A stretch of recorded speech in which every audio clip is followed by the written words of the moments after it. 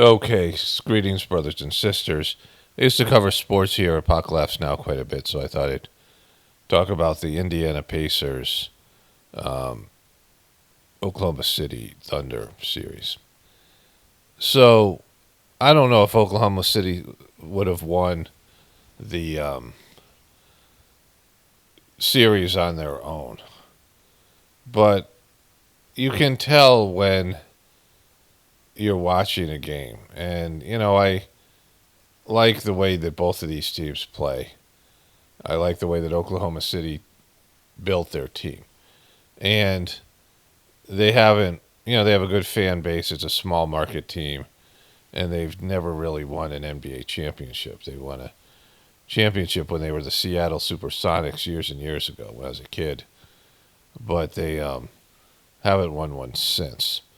And so, and it was a totally different game back then, and winning an NBA championship wasn't nearly like it is now. And so, it's a thing that I kind of root for.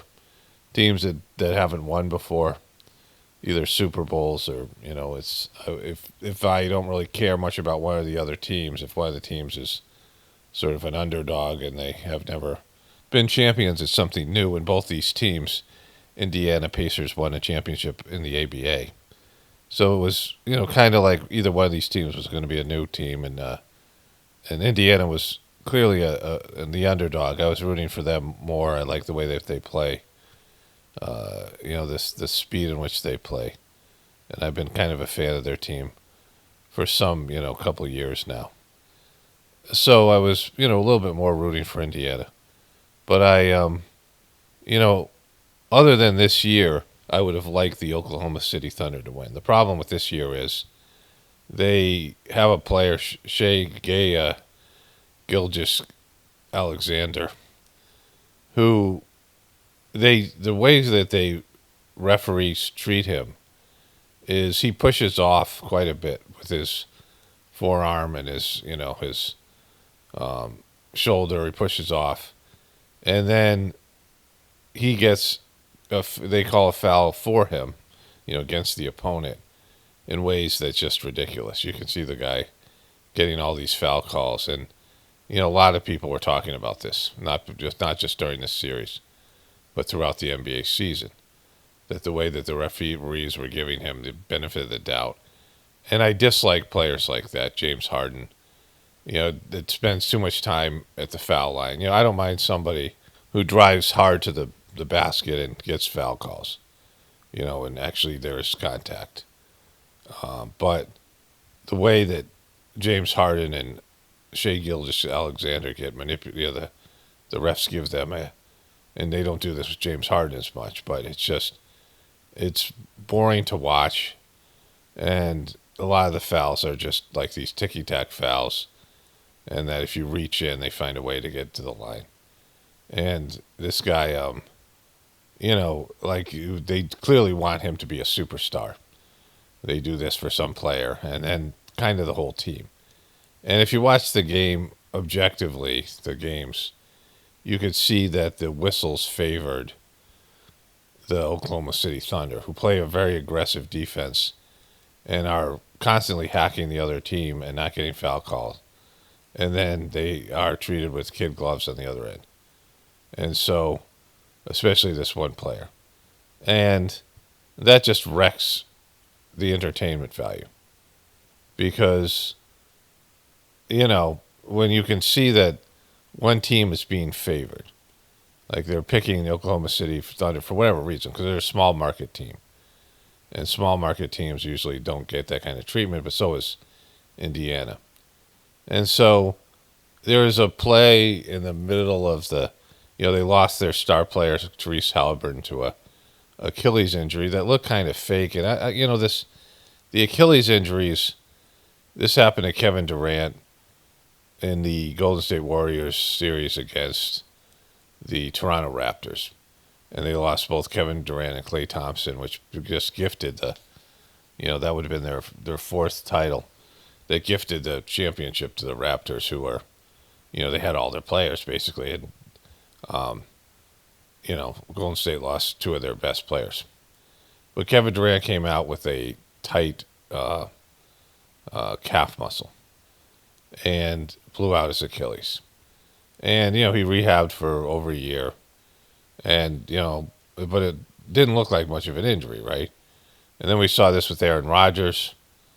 He had a tight calf, came out to play in the first game, and blew out his Achilles. So this is your calf muscle is, in some way like tighter than it, spasm. I mean, I've had that happen to me playing sports, and you can play on it, but it's like uncomfortable. But all of a sudden now, athletes who are having this were blowing out their Achilles, which is used to be a devastating career-ending injury.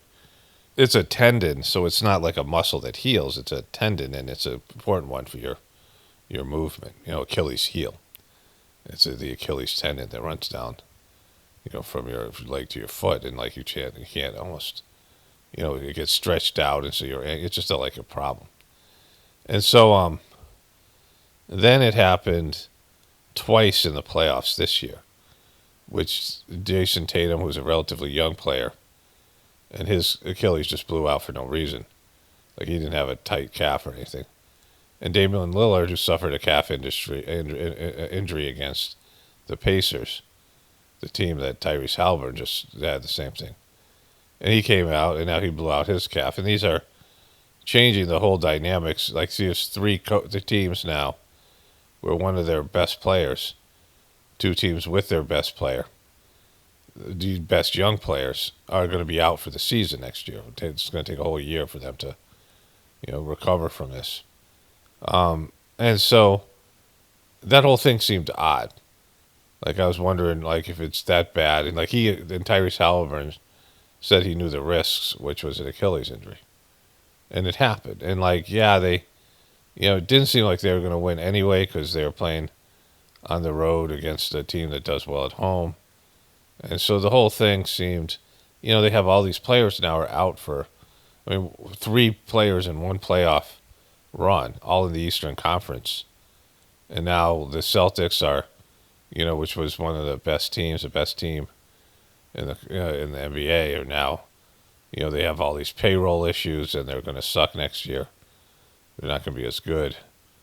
And, it takes not only a year for the player to, just be ready to play, but it takes a long time for them to come back from this Achilles injury, over a year, maybe and a half, before they're playing, at their top level. And it seemed very odd, like why 3 Achilles injuries in 1 year, right? Weird. And it happened on a weird play. If you saw the game, it was like in the first quarter, Tyrese Halliburton had hit three threes.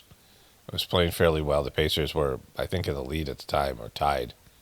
And he just went down, started crying, and they carried him off. I don't know what the advantages are to have 3 players fake an injury. I mean, I can't imagine that would be like a good thing to do. I think they all have to be injured, right? Or they would, like them, that would just be, the whole thing's a joke, right? Like the NBA would just be an absolute joke if they're like faking injuries for some, God knows, for whatever reason. And so, that was part of the storyline, and a weird part. Like like I said, 3 teams in one conference all have players go down with this injury. 2 of them had calf. Like every time you have a calf strain, this idea that your Achilles could blow seems like, it didn't happen. I don't remember that many Achilles injuries. I know Kobe Bryant suffered one, but now they're like, 5 in the last couple of years. And I don't know whether that has some sort of larger meaning because of the idea of Achilles heel, which, America has more than just an Achilles heel. Like we have lots of flaws. This Achilles Achilles' mom dipped him in some pot or some, waters that made him invincible, but she was holding him by his foot. And so the only thing that was exposed was his foot, and then he had this vulnerability in his heel, and some guy shot him with an arrow. He was a great warrior, and that, this was the Trojan War thing. So that, Achilles heel. But anyways, if you watch the series and you were objective, you would see that they were clearly favoring the Thunder, and not just in this game or this series. Like they just picked them to win this year. And, you know, it just makes it bad. Like, I understand there's going to be rigging of sports. I talk about it because of its entertainment. But when they manipulate the outcome in a way that you can see it, it just makes it like not worth watching, right? Because the whole idea is that you invest in. Like I watch sports because it's something I did when I was a kid, and I used to play basketball, so it's like I watch that more than anything else. But football as well. And if if they make it so it looks like it's rigged, it just wrecks it. Like it just if they're gonna rig it, then rig it in a way that's not so obvious, right? Where you can tell which team is the team that the NBA wants to win or the NFL wants to win. If they're gonna manipulate the outcome, do it in a way where you really can't tell. And I don't think they can involve the players because the players will eventually, if all the players knew it was rigged, eventually, especially if they retire, they would come out and talk about it, and then it would be a thing. And so they have to use the officials more than anything else. And they did it last year with Patrick Mahomes, and I think they just wanted them at least in the Super Bowl. And there was a whole Taylor Swift thing, but they've been doing it for a couple of years with Patrick Mahomes, where especially with their offensive line, you could tell that they were just getting away with a bunch of shit for a couple of years, and especially last year. And like then the outcome, and it happened in the playoffs. On top of it, where they're getting an advantage, and so it's for basketball, it's a foul's a foul. Like it just you can't have star players get some kind of huge advantages where they are subjected to different rules than the rest of the players, and that's always been the case.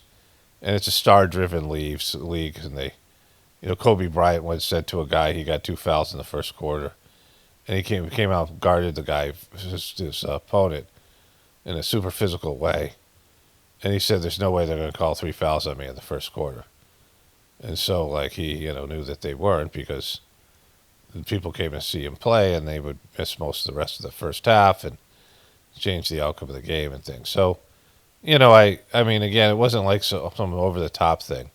The one foul call was they have this player Lou Dort, the Oklahoma City Thunder. They have a bunch of Canadian guys. He's a Canadian guy, but he's built like a linebacker, and he's a good defender, but he kind of mauls his whoever he's guarding, and they're grabbing and they're holding, they're doing things to prevent the movement of the other players, and they're a lot of the stuff you can see that they're like kind of hack the team, and the player loses the ball, and Tyrese Halliburton was being mauled by this guy the whole series, and might have if his injury, I mean I think his injury has to be legitimate because he's going to miss most of next season. And I don't know how they would sell that to somebody, right? The fake side. I mean, I just can't imagine. I don't know what the.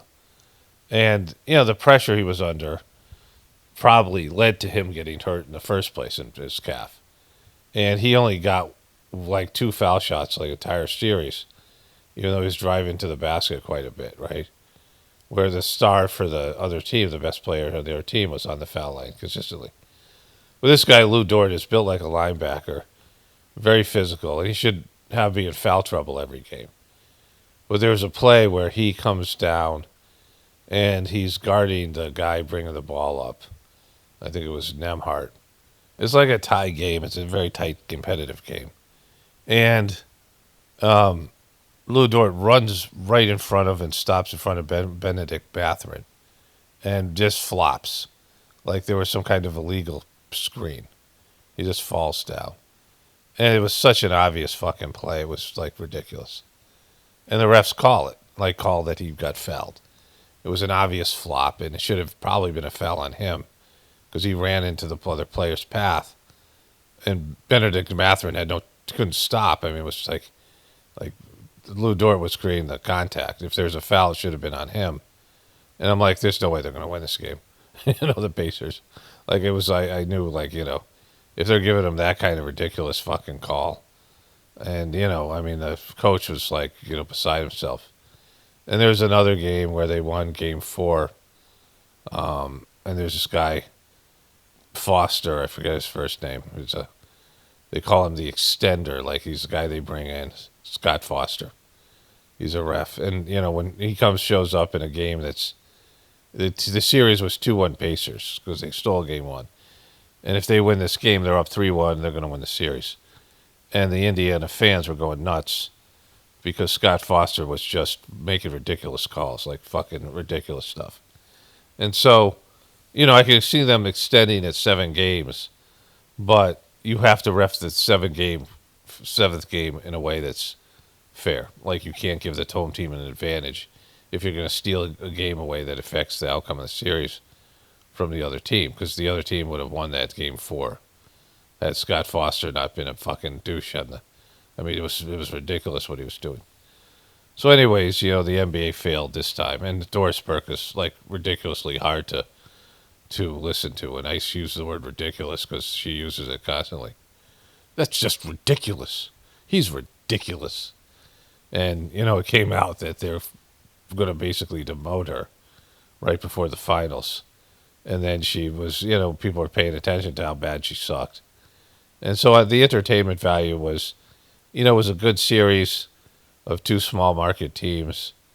But, they overplayed their hand with the refs. And the announcing sucks. And the coverage was just kind of bad all around.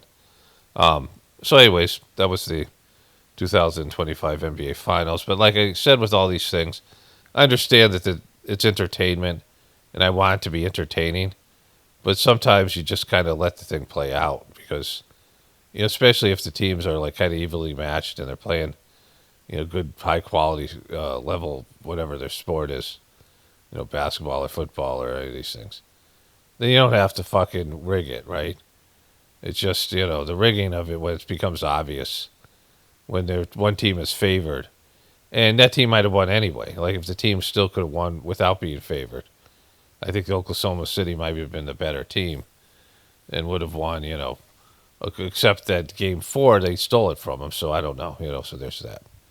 Anyways, it's just like everything else. It's people want to manipulate and control things in a way that's, when you can see through it, it just becomes hard to watch.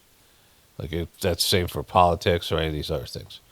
Anyways, that's my take on this series. Only spirituality will save this world. It's paramount, depth of importance for the apocalypse and the ascension. Everyone have a blessed day and be grateful.